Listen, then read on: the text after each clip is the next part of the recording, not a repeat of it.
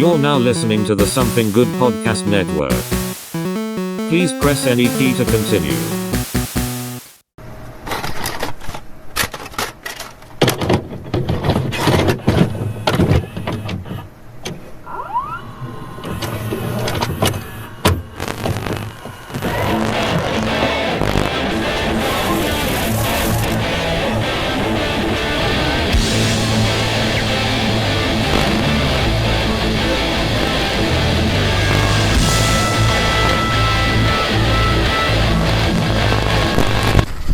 The Jedi were kidnapping fucking children for a religion and not letting them see their families and not letting them fuck. So yeah, there's a fine line between a religious terrorist organization and some guys with some big fucking tanks.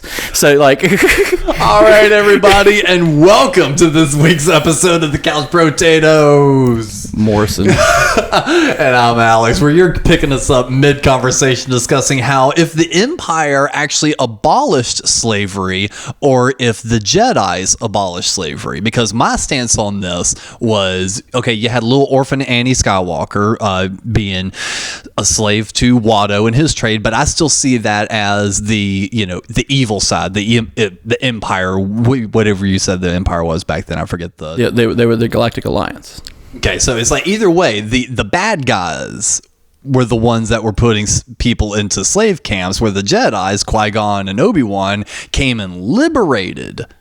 Qui-Gon didn't liberate shit. He bought somebody on a bet. He liberated him, though. He bought him on a bet. He won him on a bet. By the time Clone Wars happens, guess what? Annie's mom is still a slave and died because she got kidnapped. Because of sand people. Sand people. Yeah, the Outer Rim full of archaic terrorist religious groups who live in the desert. I wonder what that fucking sounds like. So the Jedi are a bunch of fucking Taliban. No. Okay, so you're meaning to tell me the sand people are Jedi? No.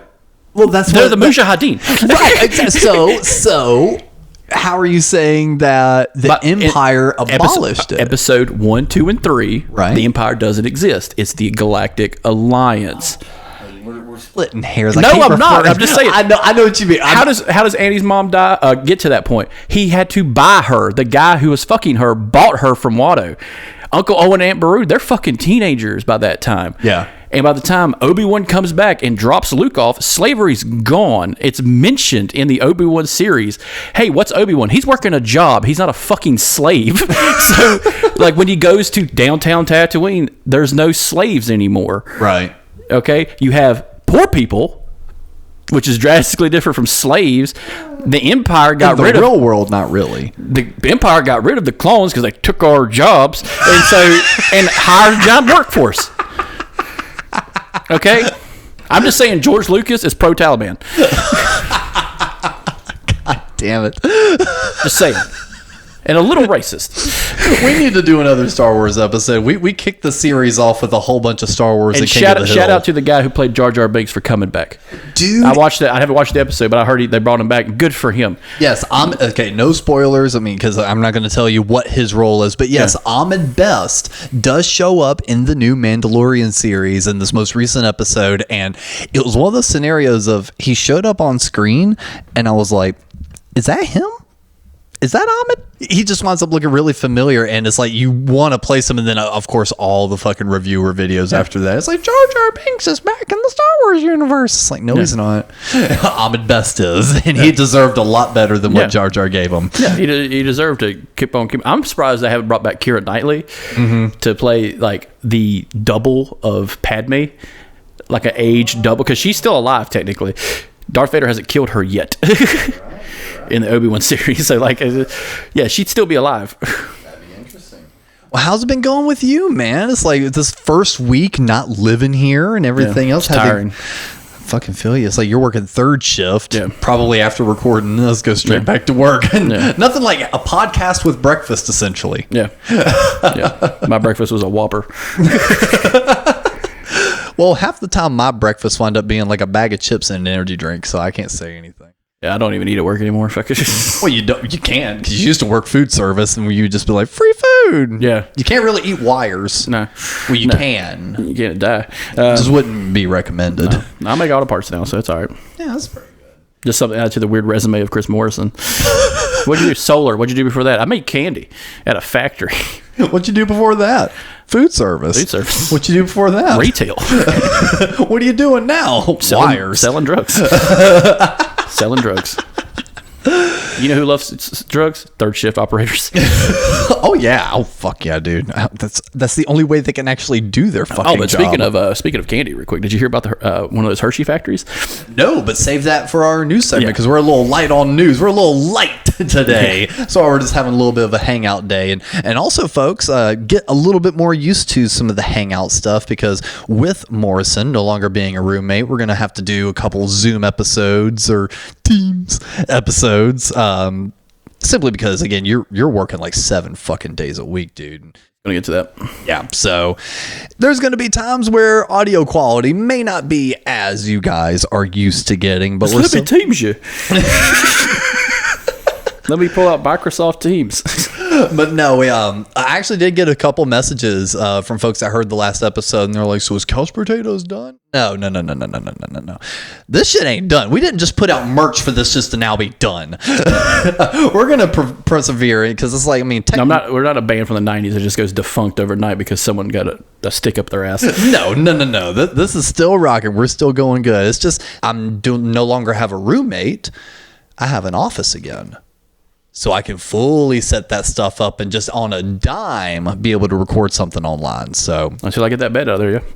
yeah. So who knows? It's changes, but actually changes that don't freak me the fuck out like they usually do. Because usually when something changes, I'm like, well, there goes everything. I don't like change. Well, just usually the change in my life winds up being like, oh, well, this is different.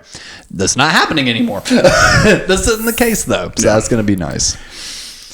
As long as my work schedule still works out, but it seems like Thanks for showing up. Yeah, that's the hard part. Yeah, that's what I was told. My job literally said, "Hey, cool, you showed up." And guess what? I was one of 3 people that showed up that were supposed to show up on time. Out of how many? Out of 3. There was 3 of us that were hired the same day. Yeah, and you were the only one. I was the only one. Okay, I thought you were saying you and 3 other people were the only ones that showed up on time. Yeah, I was in orientation with a couple people, and they, I guess, dipped. I'm just like, goddamn, like you wasted time for orientation, but then they just.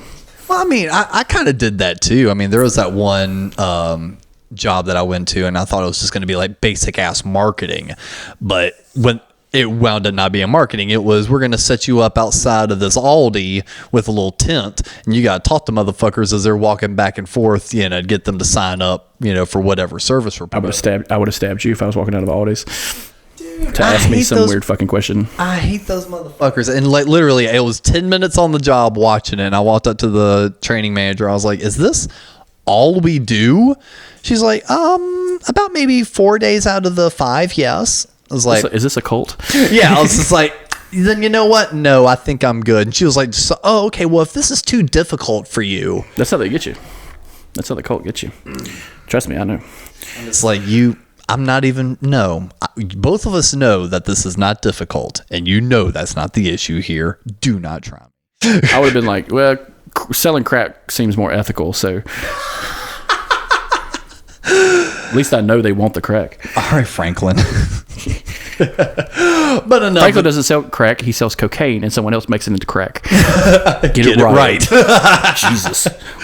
But on that note, we might as well go ahead and bust on over to our news segment because there is actually a couple little things we can discuss. Hit that music.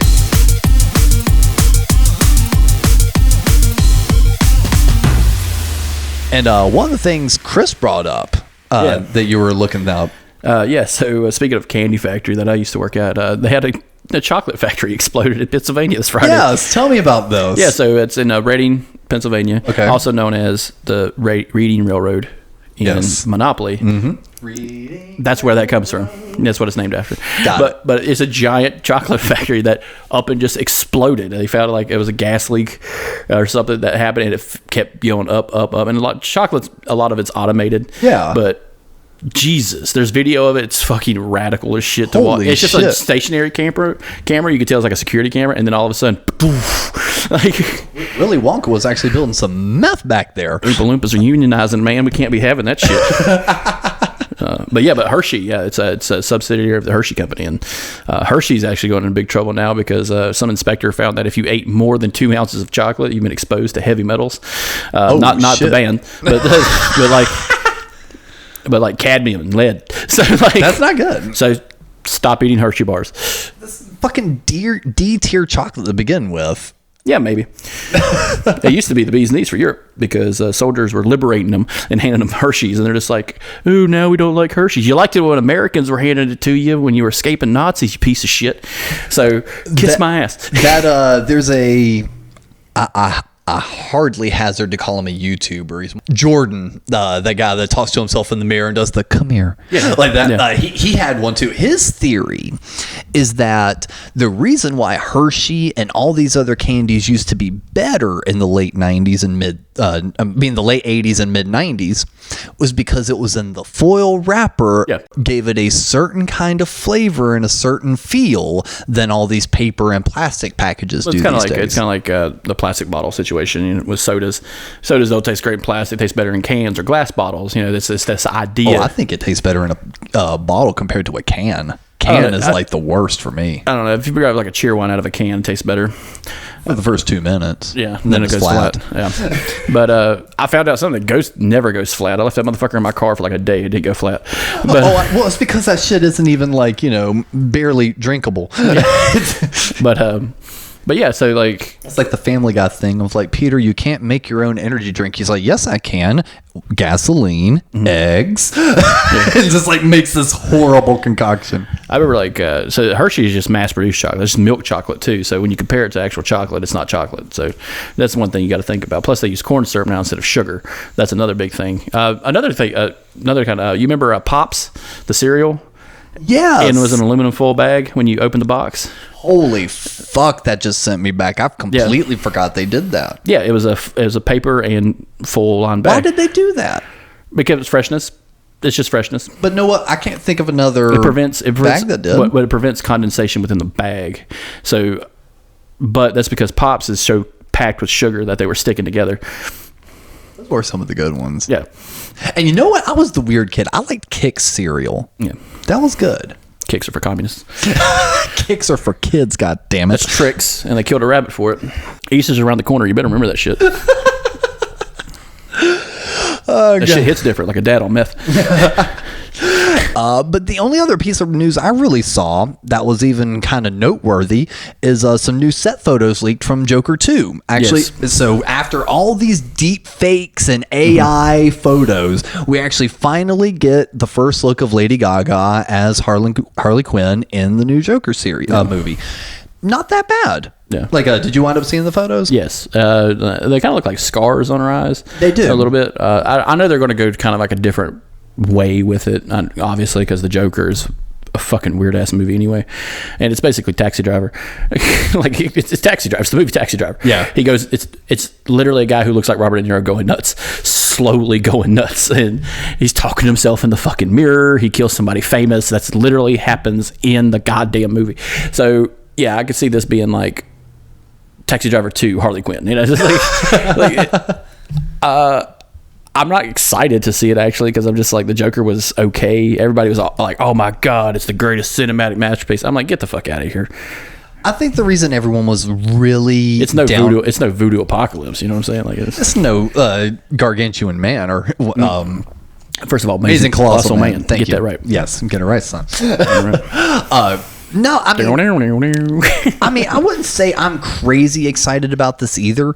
But at the same time, to talk about what you were saying with everyone calling this but like a huge cinematic masterpiece and all that, I think the reason why people really wound up loving that movie as much as they did is you've got the whole subsect of people that like see Marvel movies as nothing but kids movies, period. You can't tell them otherwise. But then the DC movies had not been very good. Now you've got a DC property that treats itself as if it's not a comic book movie, treats itself as if it's a horror drama, a psychological thriller. And then you get like actual murders and intense scenes and stuff that maybe Marvel wouldn't touch. So now all of a sudden you've got all these people that are the DC hardcore fanboys that get just a pretty decent movie for once, sitting here going, it's the greatest fucking thing ever because they just finished watching Justice League. Yeah. And it's another thing too. It's like, this is such a fractured, property. Everybody's like making something. Like Zack Snyder's apparently getting back into the DC game with his own thing. I'm just like, okay, fine, good luck going toe to toe with the fucking actually property owners. You know what I'm saying? Like, yeah, he could probably make it. It's fine, but good luck. At least there was, as much as we talked about it, there was some cohesion between Marvel, Disney, and Sony. Yeah, like there was some cohesion. Like, can we just do this? Be limited on this. Yes, you can have Michael Keaton and Jared Leto. And that's the only thing. That's another thing I fucking hate is Jared Leto is going to be the new Tron movie. So I was excited. Like, Tron Legacy was the shit. I remember that. It was one of the coolest movies Disney made. And they're just like, oh, our next one will have Jared Leto. It's like, shut the fuck up. Boo. They just need to keep him away from any stage because I don't like his band either. Yeah. Oh, the soundtrack's 30 Seconds to Mars. I'm going to be really fucking pissed. You took a cool property with Jeff Bridges and fucking ruined it. Oh my God. I had another piece something in my head. I just lost it though. But there was something that Quentin Tarantino stated he'll be filming his last movie coming up. He's going to be doing his last movie soon. Interesting. Why has he mentioned why this is like going to be his last foray into the film? I think he had a plan of what he wanted to make. And he had collabed with Robert Rodriguez and a couple other people, and this will be his last film. He said this is going to be like not his magnum opus, but like his tale of the ending of the 9th and final film of Quentin Tarantino. That's interesting. But yeah, I wonder why he's deciding to kind of get away from it all. I don't know, because almost all his movies are fantastic. I've never seen a bad Quentin Tarantino movie, and there is like some weird connections between all of them. Like, I think my favorite probably is still Django or Inglourious Bastards. Django was good. Honestly, though, I think it's good because I went to the theater and saw it. Yeah, and it was opening night, and I was with nothing but black people in the theater, and it was just me, the whitest kid, and like I'm just laughing my fucking ass off at every part. I need to rewatch that one, and I found out the other day that my girl has yet to see Pulp Fiction.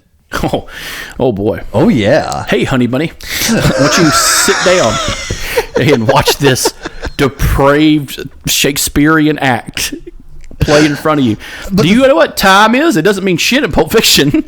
But the thing is like she's all of a sudden, like, she started like showing me that like she watches like some of those more intense type movies and shows, like Faces of Death or something. Well, I'm sitting here going, I would love to see your fucking face when you come home one night and she's watching like beheading videos from the Taliban, like something I would do like in middle school. Like, I would love to see your goddamn face of her watching, Faces of Death. Babe, what the fuck are you doing? And she's just sitting there eating kicks, just like it's their pops or whatever the fuck. I actually did remember what my final piece of news was. I was thinking about bringing it up last week, but there still wasn't like a lot of coverage on it. Since then, there's been a YouTuber that made a video that actually had the company reach out to them and be like, cut some of that shit out, asshole. Yeah. And since then, they've removed the video and redone it. So now I know what I can and can't talk about. But it is official news that Kevin Smith is no longer a traveler of the green. He no longer smokes weed anymore. Why, is it just because of his heart issue? No, quite the opposite. The part that Kevin Smith's crew asked these guys in the YouTube video to remove was stuff that was part of the paywall. So of course, not going to play any clips, but he's gone into it a little bit more detail behind his paywall. But his official Instagram post, this goes, 5 years ago, I had a heart attack. Happy to be alive today, of course, but also sad to those I've hurt and the damage I've done since surviving. To borrow from Pet Sematary, sometimes dead is better. However, I'm not dead yet. So to borrow once more from a king, get busy living or get busy dying. As much as I want to, I cannot change the past. All I can do is make it better for today. So that's what I'll endeavor to do every day until the Reaper returns. Today marks my 5th week without weed. I feel less numb and more present than I have in over 10 years. No judgment on my green friends, but this is how I want to live my life from now on. I weighed 285 pounds the night of the Widowmaker heart attack, 45 pounds down from my all-time high of 330. Today, I weigh 180, my adult thinnest. Change is possible. If you're green, you're growing. If you're ripe, you're rotting. And I'm done being rotten. Every day is a school day, and I'm willing to learn. Good for him. I could only assume that. I can only assume because like, if you're smoking marijuana on the daily, you are still smoking something. You are still putting some type of carbon carcinogen in your goddamn body. Yeah. So at the end of the day, eat it or do whatever the fuck you want with it, but still better than tobacco. Yeah. And he also mentioned recently on another one of the podcasts, Hollywood Babylon, is that he is in Codependence Anonymous. Yeah. And that he's actually going through therapy for codependency. And a lot of people were kind of pointing and going, was he having marital problems? Usually you kind of have a big awakening like that, being like, I was in the dark, this, that, and the other. I wish I could change the past, but I can't. Now he's in codependence therapy. He's kind of clarified in public a little more that it actually had to do with Zach and Miri. Yeah. That he wholeheartedly believed that between him, Seth Rogen, and where the time was and everything, that these coming to age raunchy movies were going to make him the success that he deserved to be. It failed. And he wrapped himself in gauze by smoking weed, hiding from the pain. And he's discussed this, and he said that's exactly what he did. And that's when he started. He said to hide from the pain and hide from that failure, he started smoking. And then every time something else happened, he smoked a little more and a little more. And then he said he got the ultimate green light.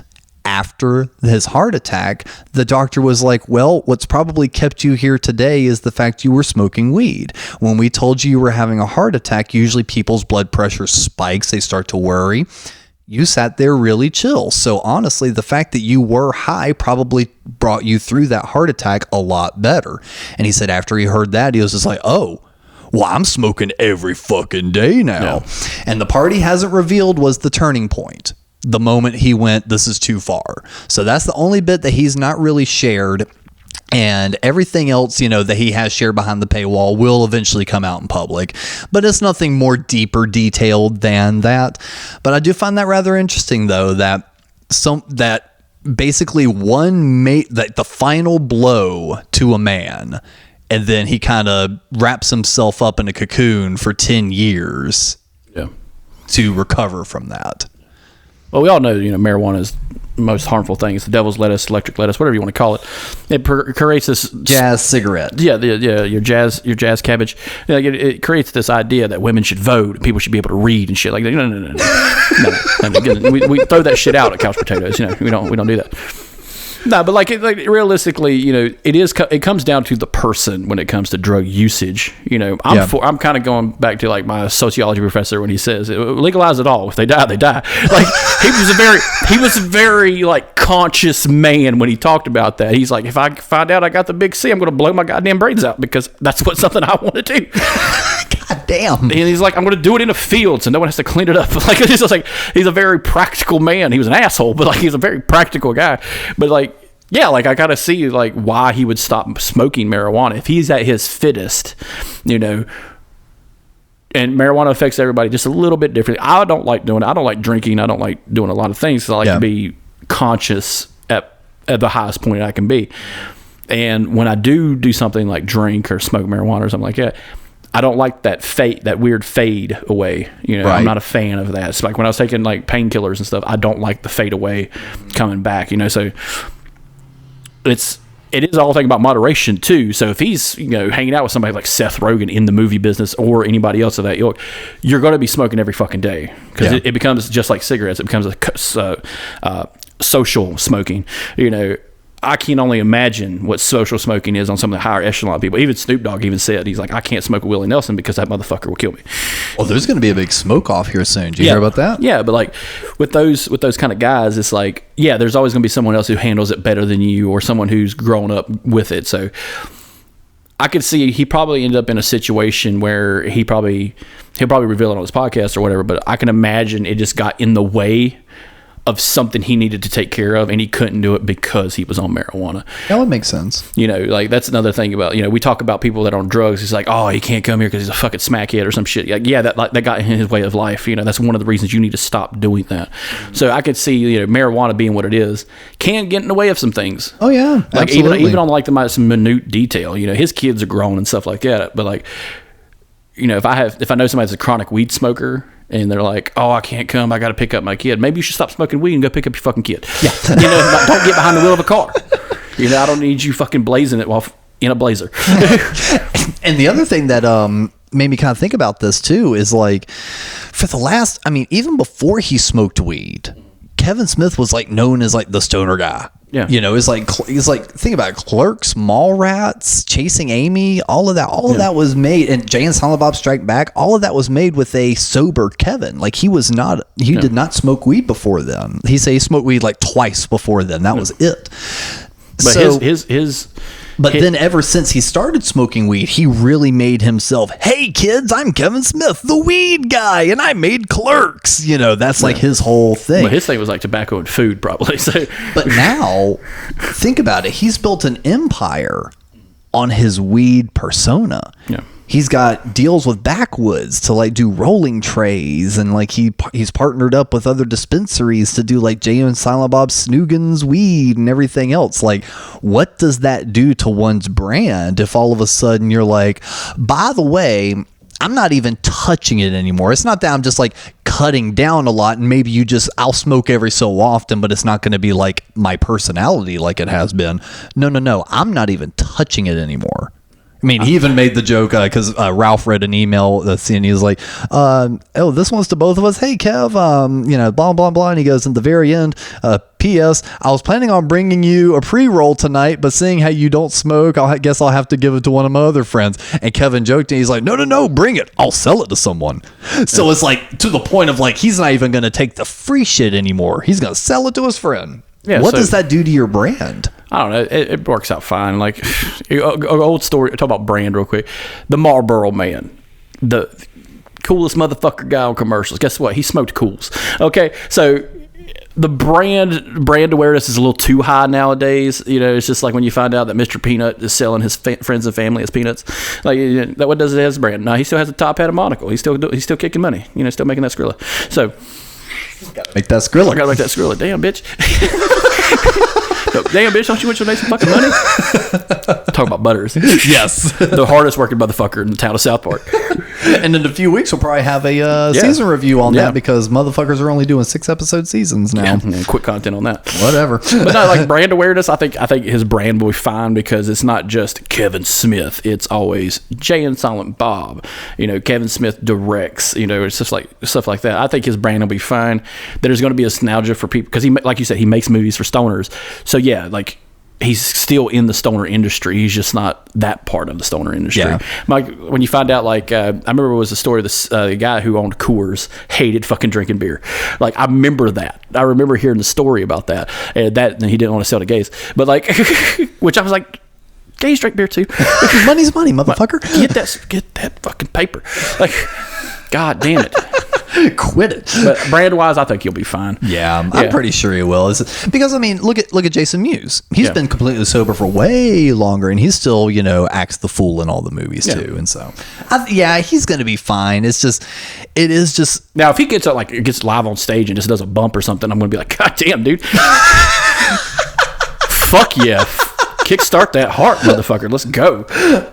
Yeah, which is a more natural substance. So outside of like a Willie Nelson or like Snoop, who else could drop weed and you'd be like, whoa, you of all people? I don't know. It's kind of hard because those are the biggest names in it. Yeah, because Kevin Smith was one of those for me. I was just like, no, this motherfucker's gonna die with a joint in his hand. Yeah, I could imagine like if Martha Stewart and said, you know what, I'm going to stop taking heroin. Like, I can imagine that'd be a fucked up thing to her brand. Like, yes, but no one knew she was doing heroin to start with. She's hanging out with Snoop Dogg, and she's a felon. You heard it here first. Yeah, she's the felon, not him. Keep that in mind, guys. He murdered someone. Snoop Dogg went to trial for murder, and he got acquitted. She sold some tips about stocks, and she's the goddamn felon. Yep. So keep that in mind. That white bitch is doing some white girl. And I bet you Snoop be like, damn girl, you crazy. Damn girl. I think Snoop Dogg hangs out with her because that's the realest motherfucker he knows. I love their partnership with Bic. Oh God, for candles and other stuff. Yeah, like you made the greatest lighter already. This, like right here, like there's something about Bic. I'm holding a Bic right now and like shaking it at Alex. Yes, but like, fun fact: if you don't have a Bic, you're fucked because these things light every fucking time. Yep. Doomsday Preppers. You know, I love that show because it's so fucking stupid. But at no time did they talk about, I keep a Bic lighter on me. Every guy on YouTube that does camping and self-reliance and all that bullshit, keep a Bic lighter on them. Well, not even a knockoff, but because it works every fucking time. Well, it's because everyone wants to be all cool and shit and be like, no, I have a Zippo. Yeah, it doesn't blow out in the wind. Yeah, that's great if you're fucking in Iraq in the military. Like, that's what it's designed for. That's why the Zippo exists. But this is the greatest invention. Yeah, technically, right up at the printing press and the gun. Like, well, hell, think about Bic as a company, though. They make pens. They make plates. They make razors. Every little stupid thing at CVS. Yep. It's like Bic is the most like when motherfuckers talk about diversify your portfolio. Bic went bet. Yep. They're almost as bad as the Koch brothers, who got their hands in everything. Fucking everything, man. Yeah. You want just basic ass water? Too bad. You paying the Coca-Cola company. Yeah, but like I think somebody did a research. It's like out of everything you buy, 6 companies own everything. Oh yeah, P&G is probably Procter and Gamble. That's the 6 big one. kitty companies run everything, man. It's kitty history, bro. It's kitty history, and just like they're just in a fucking basket filled with catnip, and it's just like this eyes wide shut fucking cat party. Some cool Caligula shit going on. Yeah, just fucking. Wait, what's that? I'll put them in a trash bag and put catnip in there. They're going fucking nuts. Well, I think that's enough for our kind of... Oh, one last thing. David Miscavige of Scientology is still on the run. Who? David Miscavige, the leader of Scientology, is still on the run. They're charging him with trafficking. Oh, shit, really? Yeah, that's a big thing. David Miscavige of Scientology is on the run from the United States government. They've been trying to subpoena him, and they might be changing the rules on subpoenas just because of him. Damn. He's on a compound somewhere, probably. Reading an L. Ron Hubbard book. Well, go hunt him down, Chris. Yeah, he's probably hanging out with Tom Cruise. Get you that Skrilla. There's no bounty on him yet. Fuck, if there was. One of those Scientologists is going to be like, I'm getting the fuck out of here and getting paid. Put him in my trunk and drive him to the police station. Well, you know what that would also sound like? A good TV network dad. Let's go ahead and move on over to our main topic.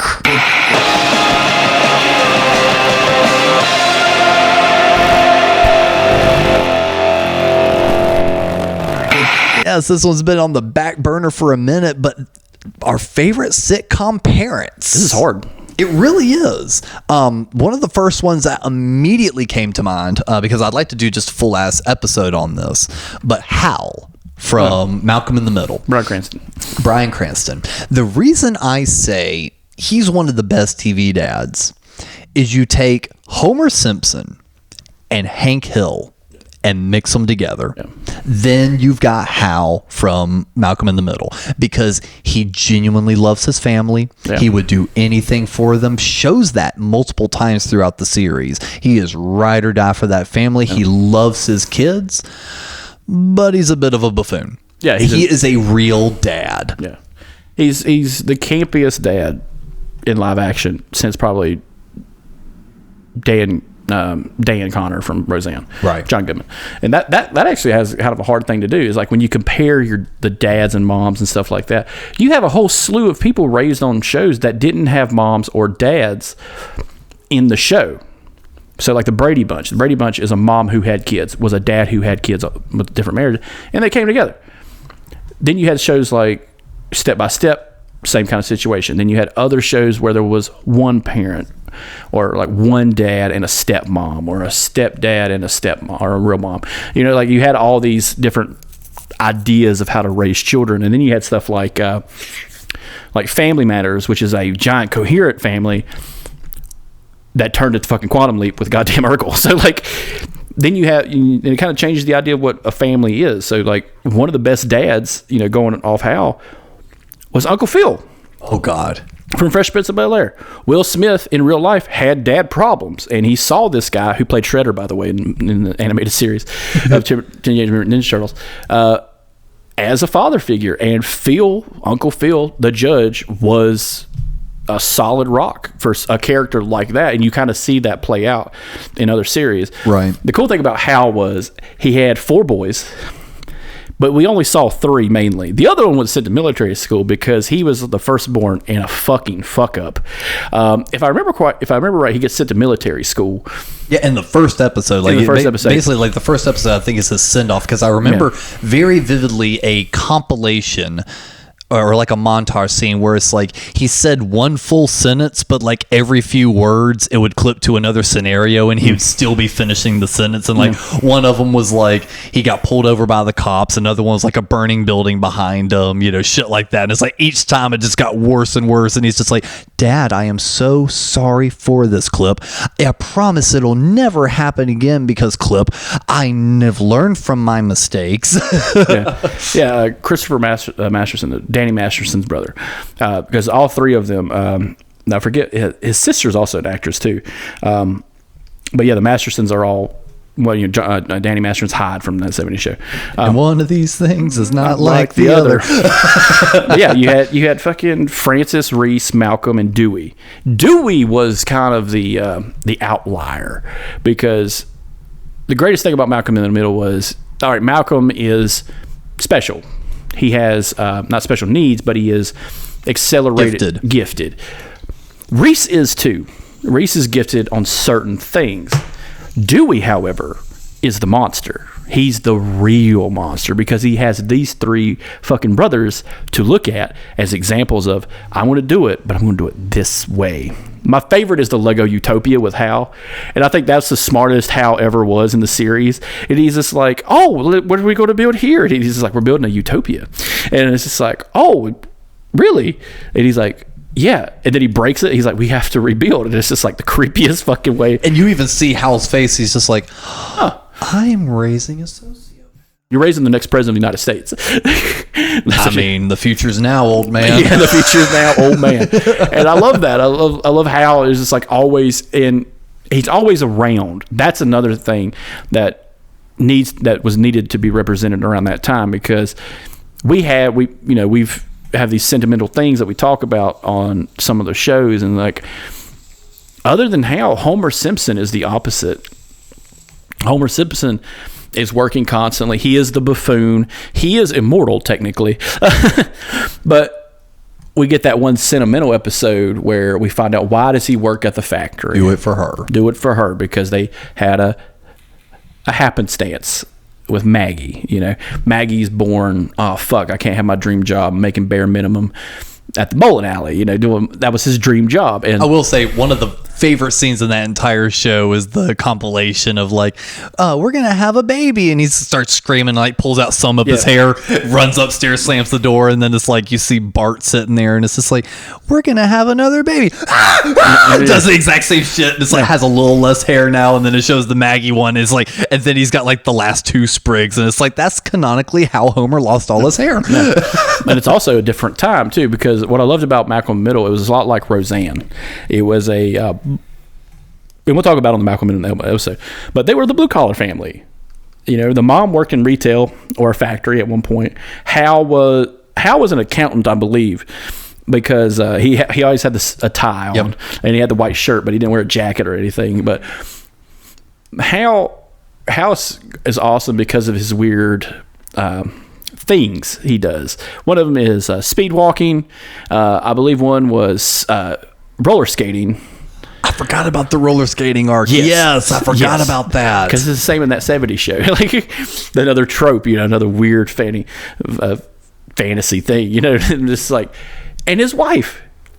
She may have been a yelling bitch, but goddamn, she had a reason to be a yelling bitch, because her sons were monsters. Yes, and her job was fucking horrible. Yeah, I love he goes to work with her at one point, and it was a don't crush the boxes, and I was just like, he falls on the boxes and takes the blame. I'm just like, because that's the smartest thing he could do at the time, and I'm just like, burn it down, dude. Just burn it the fuck down. I love that, because I think because I feel like he only worked there for like maybe a few episodes before he quit. But one of the episodes where he was working there with his mom, he was bitching and complaining about something, and she's like, okay, I'm gonna have to write you up. And he's like, no, do not write. You know this is wrong, Mom. You of all people know that this is wrong. I'm standing up for what's right. You usually like praise me for doing this. What are you doing? And you see like the real moment of her come out. Like it was no longer mother to son. It was just woman to man. And she just kind of, there are times in life you've got to eat the shit. Yeah. You've got to do the thing. You are an adult now. You have a job. You've got to eat the shit. Yep. This is where we are. No. I'm working here. You're already working here. This is our life. You got to persevere. I'm pushing you because you've got to do better. I want you to do better than me. And part of that is learning to eat the shit now. Yeah. And moments like that, one, show how much the writing was really good. And two, pair the mom with the dad and the fact that the son is a gifted child. His best friend is a black kid that is disabled and is in his own wheelchair. The middle son, no, Malcolm is the middle son. The slightly older one. Yeah, there's no middle son. There's four of them. Yeah. The one that's slightly older. Reese. Cooking prodigy. Honestly, I would say he has like minor OCD. Yeah. And they are not afraid to be like, yeah, but so what? There are so many progressive things in this show. It would be called a liberal nightmare snowflake show today. Yeah. When in reality, it was the most eye-opening, clear view of the late 90s, early 2000s that could have been put on TV. Yeah, and going into like another show, like Roseanne. Roseanne was the blue-collar show because guess what? They took risks. Yep. They won, which isn't true like for the other 99.9% of people. But yeah, she worked at a plastics factory. He was a drywall guy. He ended up mortgaging the house, stuff like that. But the cool thing about those was it was two girls and a boy. They were raising it. I do love the kind of breakdown of that because the parents can be wrong in those shows. A great example was in the beginning of Roseanne was they didn't put money away for their oldest kid to go to college. And then they judge her for not going to college. And keep in mind, this is still the 80s, late 80s, early 90s. They do not pay for her to go because they don't have the money for it. And when she finds out, she fucking flies off the handle and starts yelling at her parents. Up until that point, you didn't see a lot of kids yell at their fucking parents on television. So, like, she was justified in what she said because they kept pushing, she was she's the oldest, so she pushed herself academically, and then it goes nowhere, and she ends up with the guy and running off. But they're wrong again on the second kid because the mom's like, hey, you need to get out of here, go to college, and take the money and run. So they're, yeah. Pay the money and run. They are objectively wrong. And then the dad complains. He's like, I was worried that this was going to happen about his oldest kid getting pregnant, living in a trailer. It's like, no, motherfucker, you helped this. You pushed it along. Yeah, you made your worst nightmare come true because you're a fucking idiot sometimes. And that's kind of what I think is kind of weird about, the animated versus the live action, because the live action, they're forced to go older. Cartoons, they can stay in 1992 forever. Yeah, and like The Simpsons. Well, I would honestly say during this conversation, we can point to a lot of really good animated dads, like Bob from Bob's Burgers, Hank, definitely. I wouldn't necessarily put Homer in there. He definitely loves, but it's like, if we're going like best sitcom, we're not just listing sitcoms as, we're talking best. I wouldn't really put Homer in best, but you know what? Let's kind of keep animation out of it. Yeah. I think live action is a really good representation because much how maybe first people's initial reactions would go like, okay, a Malcolm in the Middle or a Roseanne. Another one I thought of that definitely doesn't get a lot of love was Grounded for Life. Grounded for Life was fantastic. And I have a strong argument for them being really good sitcom parents as well, because what they showed were the young parents. Yeah. The parents that weren't ready to give up on their fun days, but now have a teenage daughter and 2 young boys. Yeah, because they explained that the mom had her when she was like 16. Yeah. So at the oldest, the wife is in the show like 32. Yeah. And the dad's probably like 33, 34. And I love them just because it's an extended family too, because it's always the uncle showing up, kind of like Roseanne, where it's the aunt showing up all the time. But like, there was this like idea of just like, no, man, we're fine. These little burdens of yours, they'll be fine. Yeah. And it's just like, no, God damn it, you have Never trust them with the uncle. You don't have responsibilities, especially the one where the kid's like acting up and he's just like, he's possessed, and he throws vodka in his face. Yes. And it's just like, oh my God, is that holy water? No, it's Grey Goose. Because if you think about it, he's that same guy. He kind of reminds me of Julian from fucking Trailer Park Boys. Always has a drink in his hand, just constantly walking around. And the grandpa is part of that in a big way, because he's kind of the anchor, because he's still having to educate. Because I think it's the father's father. Yes, because these are my fucking boys. Yeah. One with fucking a slut for a daughter and a fucking alcoholic. I think it's about the same guy that played the dad in Titus. Stacy Keach. Yes. And like that guy was such like, he reminded me of like a man's man version of a back in the day generation. Yep. He's like, back in my day, we didn't need fucking car seats. It's like, no, you did. You just didn't have them. You dumb motherfucker. But it kind of reminds me of that video when those people are complaining that you got to wear seatbelts, you can't drink and drive. Yep. And it's just like, pretty soon this is going to be a communist country. And she's like, psh. And it's like, God damn, Miller time.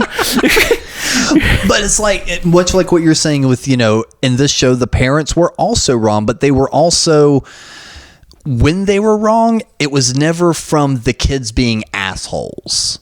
It was the kids coming from an innocent place of being like, you're genuinely not hearing me. You're not understanding. Like, if you would take a step back from your own ego for a second and hear me, you might understand. And maybe it takes, them disobeying for them to see, or vice versa. But at the end of the day, they still let what is correct prevail, because there have been times before in episodes where the kids had to just do the thing, but you know what? They still got in trouble for it. Or they still did the thing, but then the parents were like, oh, okay, we kind of get it. And it shows that little bit of empathy. It doesn't show the kids are running things. The parents still very much have a grasp on the house, but it's showing how the young parents can still kind of learn a little bit, and how everyone in that family, just like you said, turns to that grandfather. He's the wise one. And I thoroughly enjoyed that show, but it wasn't until I got older did I understand why I enjoyed it, because they were a family that was kind of in poverty in New York. So it's like they were living by their means. And then all of a sudden I realized, I was like, oh, that was our family. Yeah, we may have not had a lot, but we had laughs, we had music, we had jokes. And that was everything that show showed off. And I think that a lot of that is kind of it's very important to show, because you want somebody to see the visual of that and not feel ostracized when they look around their own house and be like, oh wait, these people fuck up. Oh, okay, great. Just it's okay. They talk about representation in television. That's the best representation, being fucking broke. Yes. And that's why Malcolm in the Middle and Grounded for Life just really worked in that regard. Both of them were either poor, like barely middle class, just getting by. It's like, they may not be living paycheck to paycheck, but they sure as shit don't have a savings.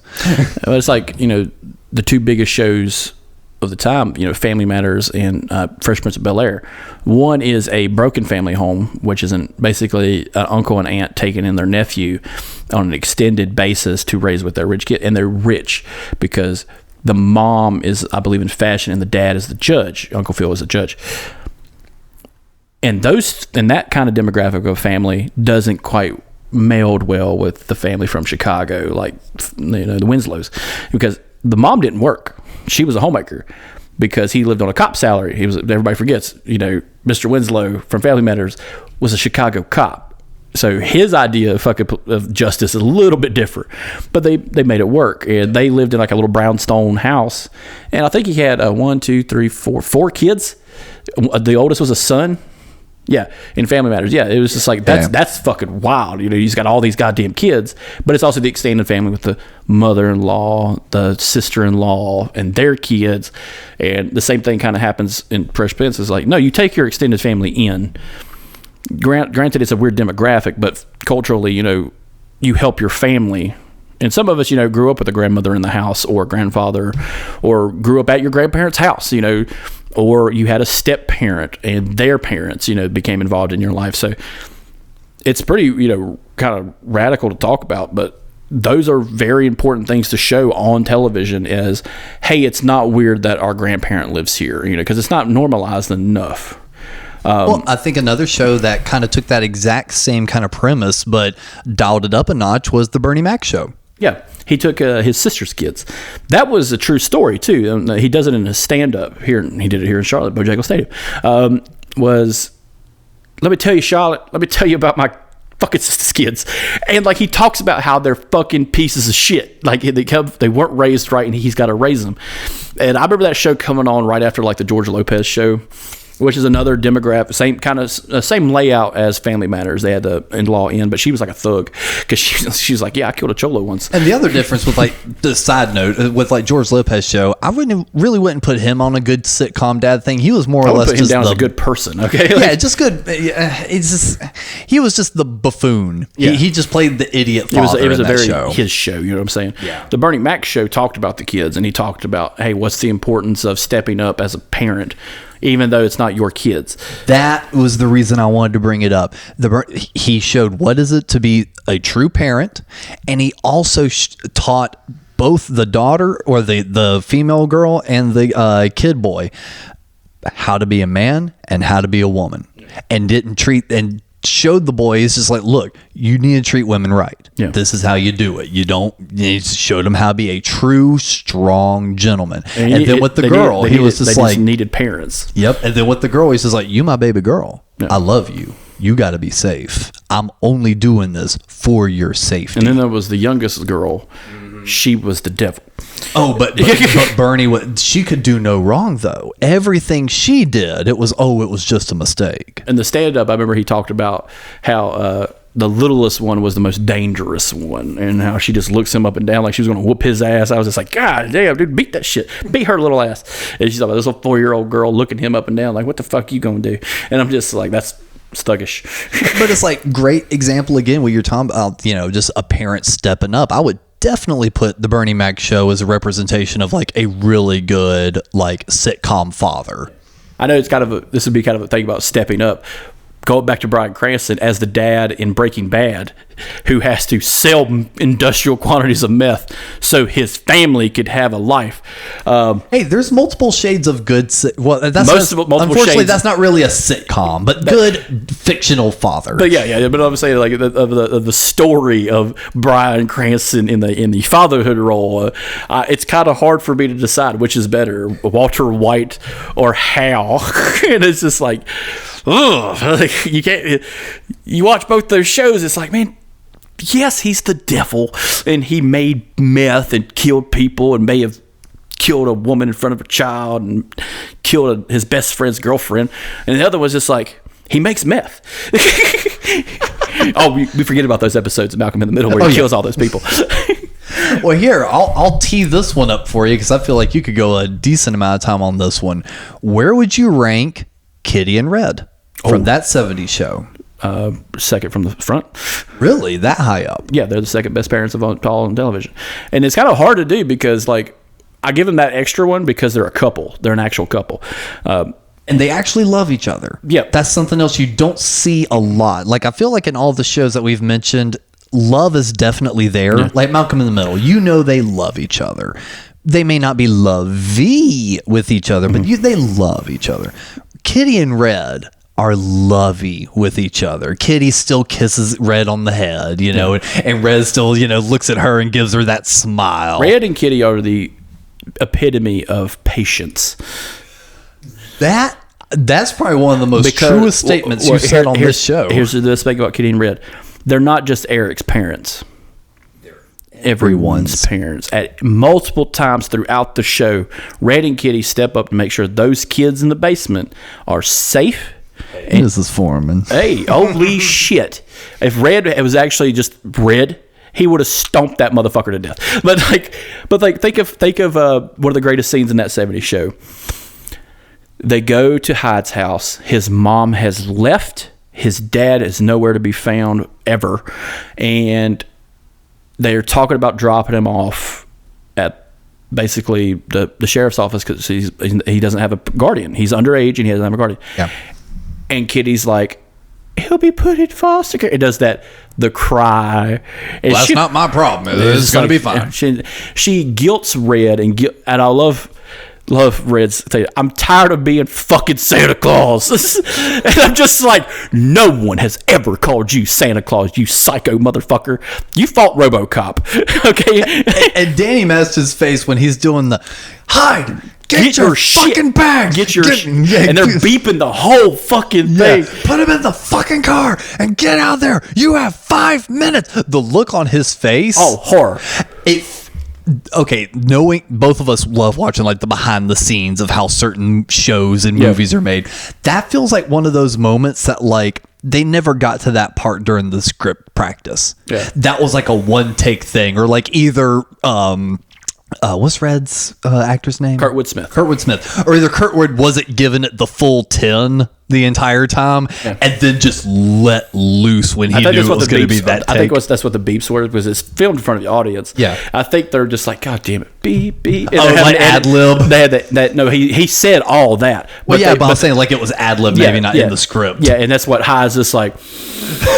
and like just freaking the fuck out, and he goes and grabs his shit, and Kitty just hugs him. He's like, let's just get in the car, and he goes home, and that worked out. It worked out, and now it's his best friend or brother is now technically kind of his brother. And what was cool about Hyde was with Red when he was younger was probably Hyde, because he knew that he had to take the fall for someone who needed help. Because Red back in the day fought in Korea. So I could see Red before Army was a fuck up who was doing bad shit, joined the military, got his goddamn mind right, met Kitty, and that was it. That's why he likes Hyde. He doesn't like Eric because Eric is very soft. Hyde grew up rough. So did Red, and so that's why they like each other. He doesn't like Kelso at all, because so when they make Pong, yeah, oh yeah. Well, so but that's an industrial kind of thing. Well, that was going to be my point. I feel like if Kelso was more intelligent, that would be closer to a young Red. No, because Red's got Red fucked. Yeah, but Red grew up tough. He grew up tough like Hyde grew up tough. Kelso didn't grow up tough. You hit Kelso, he's like, oh, God damn it. Like, he's cried like a bitch. Well, he's a cop. Yeah, he's a cop. Yeah. Yeah, everybody forgets that he's a fucking cop. Yeah. But, like, Red makes connections with everybody. Yeah. So does Kitty. One of my favorite one was Red hanging out with Jackie. Hey, hold the light, and just is like the engine just lights up, like she knows exactly where to hold it. Yep. But later on, her dad gets busted for embezzlement. Now she doesn't have a family like Hyde, and there's a lot of understanding when he finds out, hey, she's been sleeping at the house with Hyde. There's a lot of understanding, and Kitty's just like freaking out. What's going on under my roof? And he's just like, Kitty, it's fine. We'll talk about this tomorrow. He's that dad. Right. And, Eric, I love Eric is just like, because we watched the 90s show, I just love that little thing. Oh, you're going. Or your ass is going my foot's going in your ass. And I'm just like, that should have been a bigger milestone than it should have been in that show. Because I'm just like, yes, you're turning into your daddy. Fuck. But like I said, the whole thing with Kelso, he has a kind of a heart-to-heart with Kelso about some things, but the only one he doesn't really connect with is Fez. I was going to say that, but that's what Kitty was there. Kitty was because remember, Fez is the odd man out. Fez doesn't really fit in the group until later on. Then we realize, all of these guys from Point Place suck. Yeah, and Eric and Red have the best kind of knockout, drag out kind of arguments. One is the hunting trip, where you find out, Eric could shoot, he just doesn't want to kill something. And Red kind of brings it back. He's just like, oh, I thought you were just a fuck up. And he's like, no, I just didn't want to kill something. He's like, okay, fine, that's fine. Yeah. Yeah. And Donna's dad is a dumbass. God, Bob. Yeah. So, and I think that's even what makes Kitty and Red look even better is you see a Bob and you're like, that's not the good sitcom dad. yeah, but compared to the rest of those family or parents on that show, they are the upper echelon. They're where they need to be. They're middle class, but they're where they need to be. Yeah. You know, Red just teaches them, don't default on your morals. Kitty's like, always be helpful, always be kind, and have a drink. Hell yes. I can imagine like, hey, how do you listen to the Osmonds? Easy. You put a record on, light the record player on fire, and crank some Skinnerd. Give me back my bullets. Well, I just automatically heard the Freebird solo like that's been used in all the fucking memes Man, that song lately. fits too well in a lot of shit. It really does. In a fight scene, it's like you're like, yep, drunken brawl. Well, it kind of reminds me. We went to that place down in South Carolina. It's just like we were sitting there at the bar, and all of a sudden, fucking White Snake starts playing. I'm just like, Steal of the Night? Fuck yeah! Now we're into stripper music. And then the stripper showed up. Who would have thought? Definitely not me. Times they are changing, folks. But like, you know, and going into something like, it's kind of hard to do. Like, you know, when we talk about parents, we talk about as two people, but when it comes to just dads, it's kind of hard to say because like Andy Griffith was probably the best TV dad, and he was a single dad. You know, those type of shows, especially his, were the first of its kind. Hey, where's the mom? We don't know. You literally don't know in Andy Griffith. You assume she died, and that's it. But he's raising this little boy, and it's the stories of him and his little boy, and it's about life lessons and stuff like that. Him putting his hand on Bill Bixby in one episode, and it's like, that's Incredible Hulk, motherfucker. Don't do that. Like. You don't know what you're doing. Like I walked home. I got home one day and I saw my dad watches Andy Griffith a lot, and I do too. And there was an episode with Bill Bixby, the guy that played the Incredible Hulk in the '70s, and I'm just like, holy shit, is that Bill Bixby? Oh, it's Lou Ferrigno. Lou Ferrigno plays the Hulk. Bill Bixby plays Bruce Banner. Oh, okay. Bill Bixby is the one you didn't fuck with. Bill Bixby looked like a man who just broke your goddamn neck later on as Lou Ferrigno. But I'm just like, holy shit, that's, you know, when you see somebody in another thing, you're just like, he brings down the vibe. If you know, if you're watching, you know, a great thriller drama and fucking, you know, Robin Williams shows up and it's just like, this is sucking up the vibe. Or you're like really enjoying your comic book movie and then Lady Gaga shows up. Yeah. Holy shit, is that Lady Gaga? Or at the end of Internals, is that fucking Harry Styles? Harry Styles? Yeah. Fuck. Yeah, and Patton Oswalt. It's just like, holy shit. Like, what a duo. Some people do not need to be in the MCU. Out. Like, it's kind of funny because, like, another version of this, we're seeing a lot of more television shows coming out with a single mom. There's a new show on Netflix, as good as it gets or something like that. Or something. It's a story of a single mom, you know, and these shows kind of... Is that the show that, like, for the first episode or two, it kind of has, like, a running money count? Like, it shows her running off with the kid. I think so, yeah. And then it's like she basically has nothing, and she's, like, having to take these odd jobs, and you see, like, a little bit of money trickle in. Yeah, it, like, teams up and shit. Okay. Yeah, and then it's like she goes and gets gas, and you see, like, $50, and then you hear, Mom, I'm hungry. God damn it. And then it's like -8 for lunch. Yeah. And it's like only the kid eating and shit like that. And then you have, like, your super niche television shows, parents that are just bonkers, you know, like your Munsters and the Addams Family, you know. Well, I was going to bring those up. It feels like a lot of people forget those type shows, but you know what? I don't remember Herman Munster ever really being a bad dad. Herman Munster was the best dad. Yeah.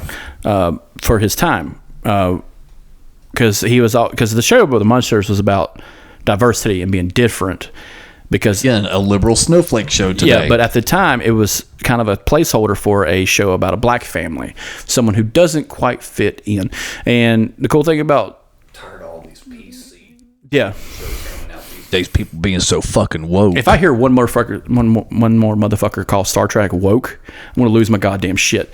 They literally Pink Floyd. Yeah. Oh yeah. Yeah. Fucking Pink Floyd. Roger Waters is so woke. He hates the Jews.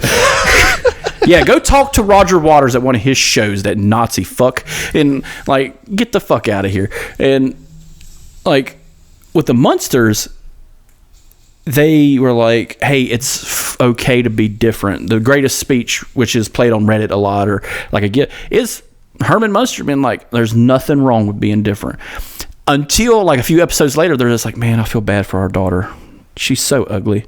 And it's this blonde bombshell looking young girl who's who's like smoke show. The epitome of like the 50s girl. And it's just like, that poor girl.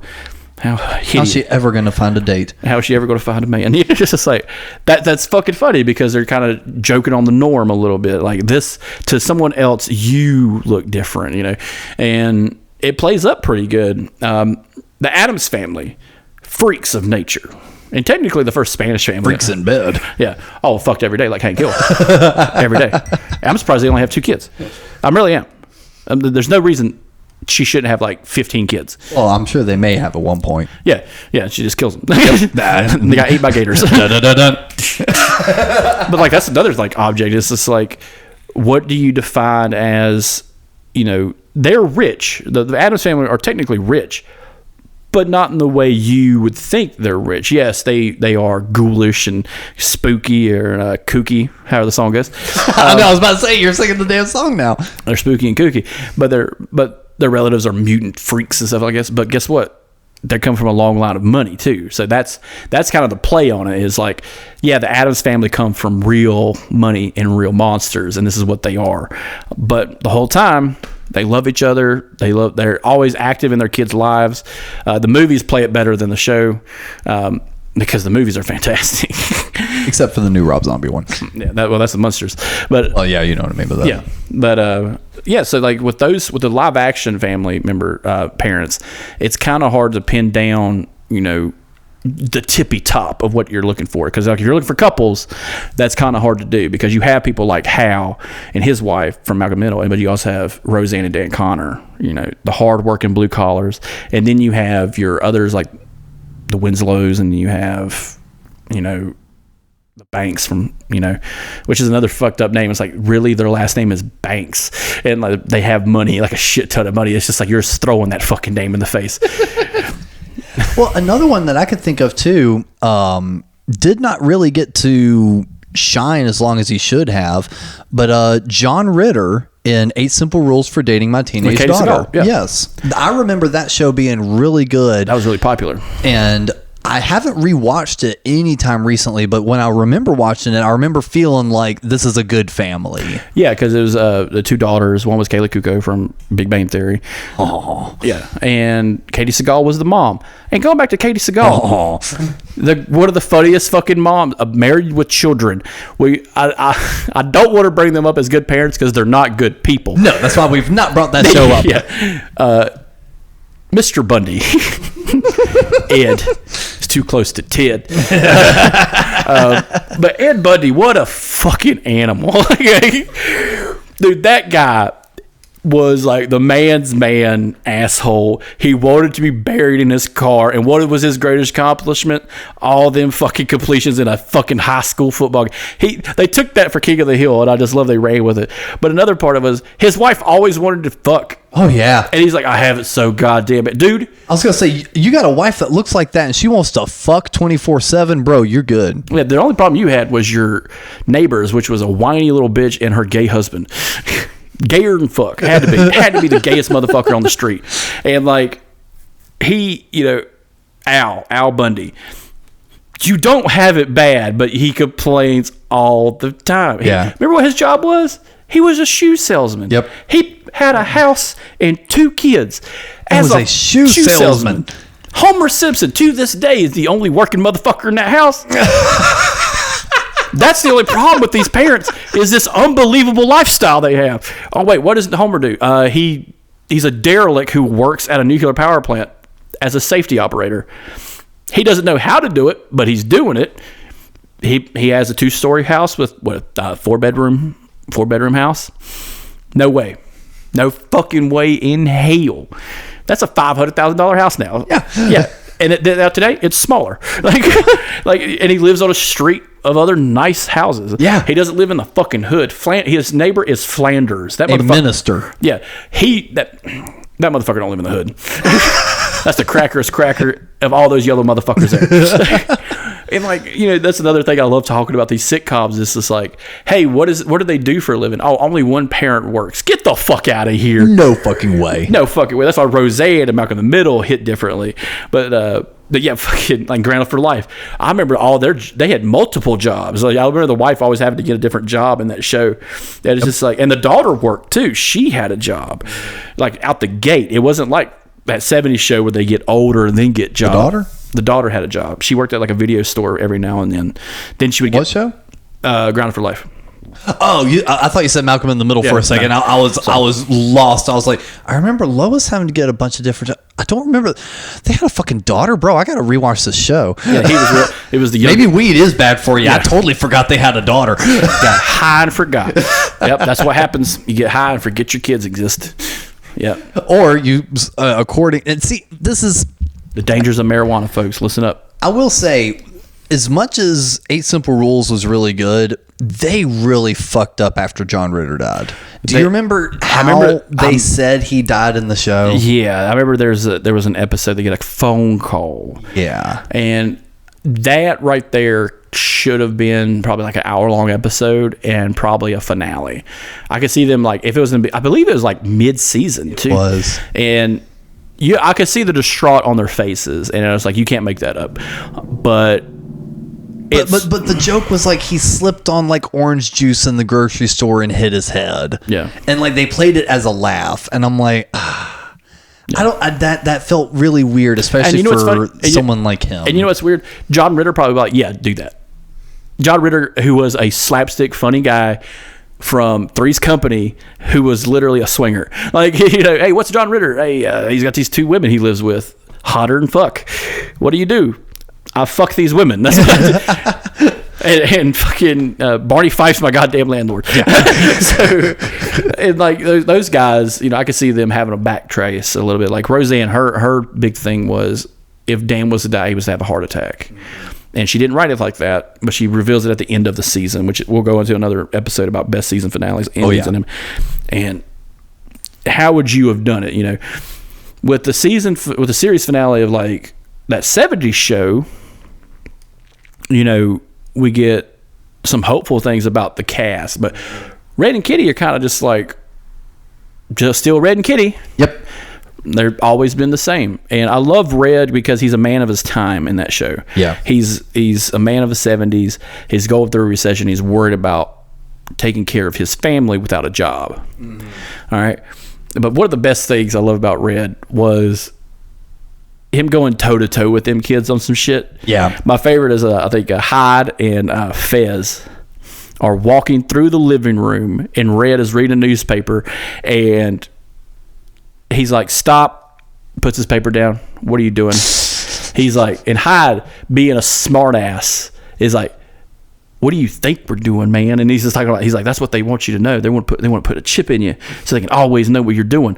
And Red's comment was, crumples his newspaper. Oh, yeah. Fun fact, that's a newspaper from every sitcom. Yeah. But he crumples it. If the government wants to shove a tracking device up your ass, you will salute the American flag and say, thank you. Yes. And I'm just like, God damn, that's American as fuck. Now we carry Best our sitcom dad. Yeah, now we carry our tracking devices with us. Yeah, like with Hal, you know, Hal is just like slapstick funny guy. We talked about it before when he's walking by the door, he's panicking like a motherfucker. He's like, I'll give you $25. Just anybody volunteer to take the fall. And then all of a sudden you hear Lois, oh my God. And the kids are like, what did you do? $25. He's like, no questions. None of that's allowed. All you have to do is take the fall for me. $25. And then it's like she getting madder and madder. It's like the Jurassic Park. Thum, thum. And they're like negotiating with him. They're like, $40. He's 30. That's the best I can do. And like you see like Dewey's like kind of gently nodding. He's just like, and he picks him up. He's like, I love you, son. You remember that? I got him. I got him. Because it seemed like, with Malcolm, it seemed like the us versus them type situation. Yeah. Like Lois is the only thing keeping this house in order. And that was another thing too, like this fiction of the the old way of things. Is like, you know, the Brady Bunch, you know, they got up in the morning, fucking spick and span. There was a fucking feast of a breakfast on the table because guess what? They had an in-house maid. That was another weird fucking thing that no one's going to relate to.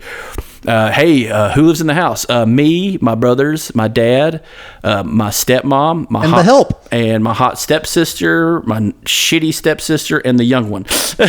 Because that's another part of the fucking problem. It's like, how do you want to keep these kids from fucking each other too? But like, with that, it's just like there's this fiction of like, oh man, look at this big breakfast layout before you go to school. I'm like, get the fuck out of here. After the middle, you get one Eggo. Yeah. Because guess what? When they both popped up, one's going to the brother. Yep. And guess what? One's just not eating. One's on the fly, motherfucker. One's getting that reduced lunch. Or no, Hal grabs one from the boy's plate as he's walking out the door. Yeah. And that was the cool thing about the intro.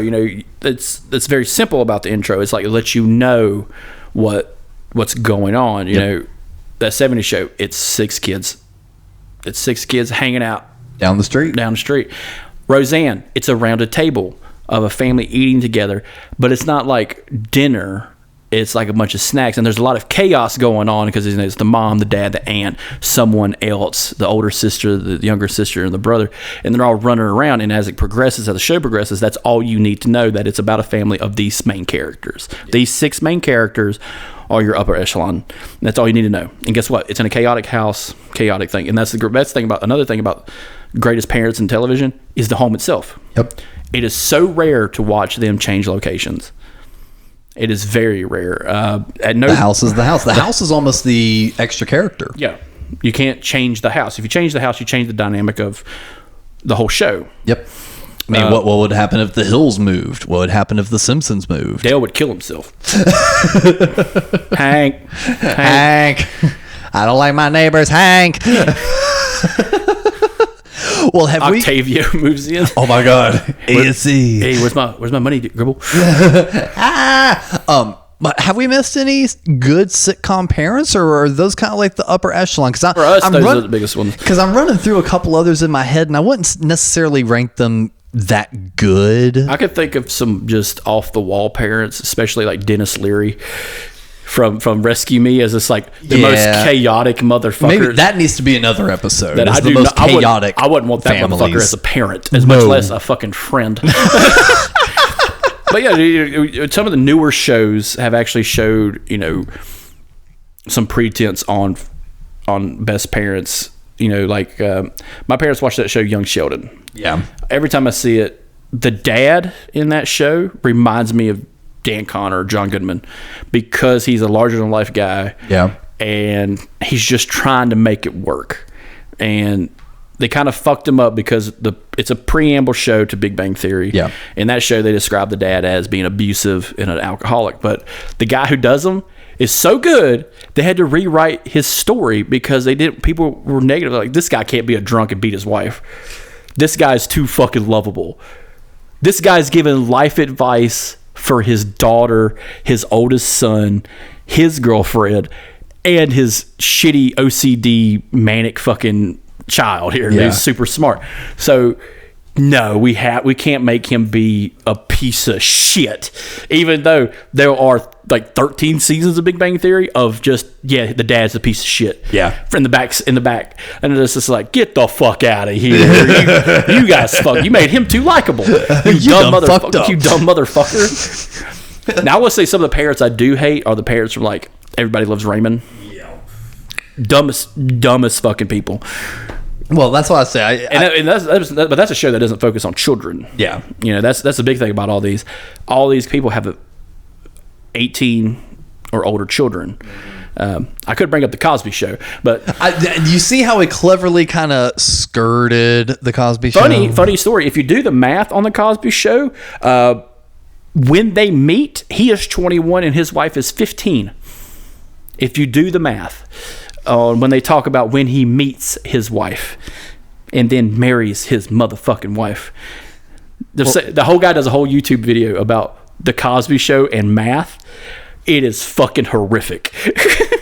Well, ladies and gentlemen, I think I'm going to leave you on that to think about for a little bit. And if you've made it this far, I do have a little PS here. I meant to put this in the news segment, but it actually just kind of works as a nice little PS, especially considering we just worked off a Bill Cosby reference. Have you seen the latest from Ye, Mr. Kanye? No, the Church of Ye has not giving me any new knowledge. Okay, so we'll round this episode off by I'm going to show you this photo here, Chris. Kanye posted this. I will happily describe it to the listeners at home once I show it to him. He posts a screenshot of the cover for 21 Jump Street, okay, the Jonah Hill film, with the caption, watching Jonah Hill in 21 Jump Street made me like Jewish people once again. No one should take anger against one or two individuals and transform that hatred towards millions of innocent people. No Christian can be labeled anti-Semitic knowing Jesus is a Jew. Thank you, Jonah Hill. I love you. Ladies and gentlemen, if by the small, teeny tiny cunt hairs fraction of a chance that there's any listeners here that has any sort of contact with ye whatsoever, get the boy his meds. He is not okay, man.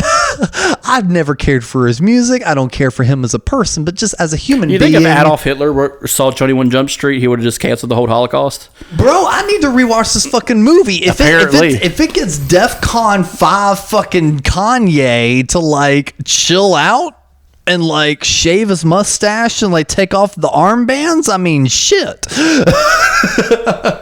I might need to rewatch this film. I'm surprised it wasn't nominated for something. But ladies and gentlemen, that's the Couch Potatoes. If you like what you hear, definitely hit that subscribe button so you get a notification every time we post a new update, and join our Discord. That way you can give us episode ideas, chat with us about the episodes, and just become a friend. We like friends.